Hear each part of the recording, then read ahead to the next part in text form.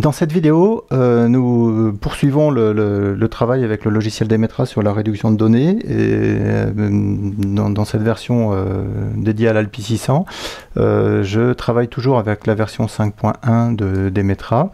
Et donc je vais directement dans le module de gestion des observations où nous étions restés dans les vidéos précédentes. Donc on a été jusqu'à l'étape d'étalonnage en longueur d'onde. Maintenant, on va passer à l'autre étape critique, l'autre étape un petit peu complexe, qui est celle du calcul de réponse instrumentale. Alors, si je regarde le spectre tel qu'il est issu des étapes précédentes, qui est étalonné en longueur d'onde, je peux décider, donc au départ c'est très simple, je peux décider d'appliquer ou non une courbe de réponse instrumentale, et si je l'applique, en fait, on voit effectivement le résultat, la correction qui est faite ou non. Alors donc là je peux aller vérifier, changer l'échelle d'affichage là avec l'instrument des outils profil. Donc j'ai tous les outils ici pour caler l'échelle de mon spectre.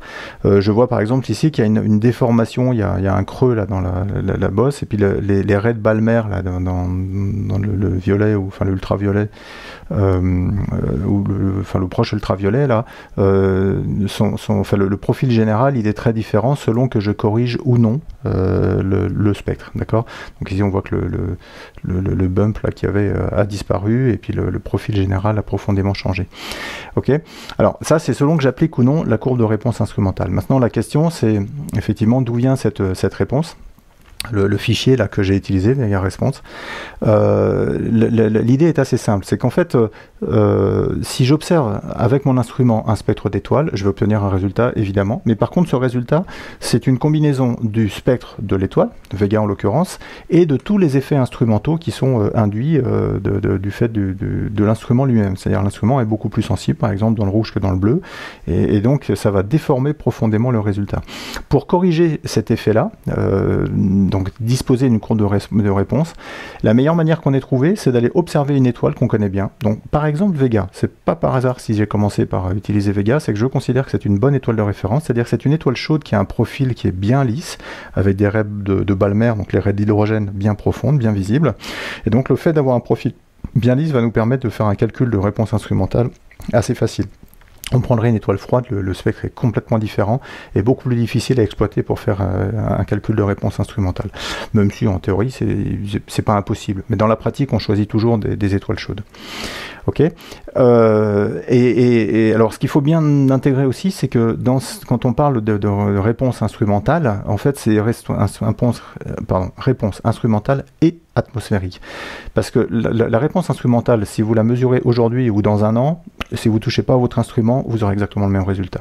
Par contre, l'atmosphère, elle, change beaucoup d'une heure à l'autre, voire en quelques minutes, et aussi en fonction des conditions d'observation. Si vous observez bas sur l'horizon ou si vous observez haut au zénith, vous n'aurez pas la même couche d'atmosphère qui est traversée, et ça aura des effets réels importants. Je vous invite à faire des observations différentes, pour aller sentir ce phénomène-là. Donc quand on parle de courbe de réponse instrumentale, c'est courbes de réponse instrumentale et atmosphérique, et les deux sont complètement liés, et c'est surtout du fait de la variation de l'atmosphère qu'on est obligé de les refaire régulièrement. Alors maintenant, est-ce que je dois corriger? Je peux ne pas corriger, d'accord. Je peux lancer le traitement sans correction de réponse instrumentale. Est-ce que c'est grave? Ça dépend complètement de votre observation. Si vous cherchez simplement à avoir par exemple la présence d'une émission dans l'arrêt H-alpha et dans cette partie du spectre, que ce soit corrigé ou pas corrigé, de toute manière vous verrez votre émission, c'est pas forcément nécessaire. Si par contre vous êtes intéressé à connaître le profil général de l'étoile pour en calculer par exemple la température, là dans ce cas-là vous êtes carrément contraint d'aller être très attentif et très soigneux sur le fait de calculer votre réponse instrumentale. Ok.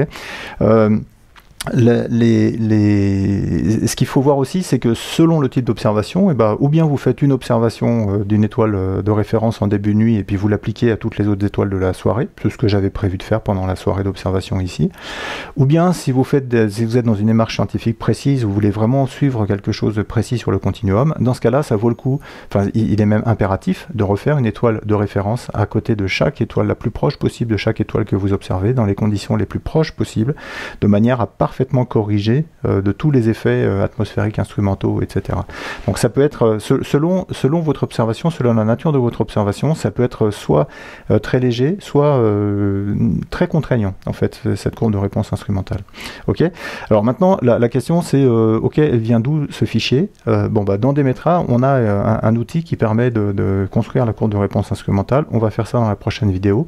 L'idée est simplement celle-là, c'est que vous allez, Vega, je considère que c'est une étoile de référence, donc en général, on va suivre tout le processus, on fait tourner tout le processus de réduction de données jusqu'à la fin, en tout cas jusqu'à la courbe de réponse, et là on va utiliser cette observation pour aller construire notre courbe de réponse instrumentale. Donc en général, la première fois on le fait, on vient jusque là sans faire la correction de réponse instrumentale, et on ouvre l'outil qui nous permet de construire cette réponse. D'accord? Et donc on va dans le détail de cette construction dans la prochaine vidéo.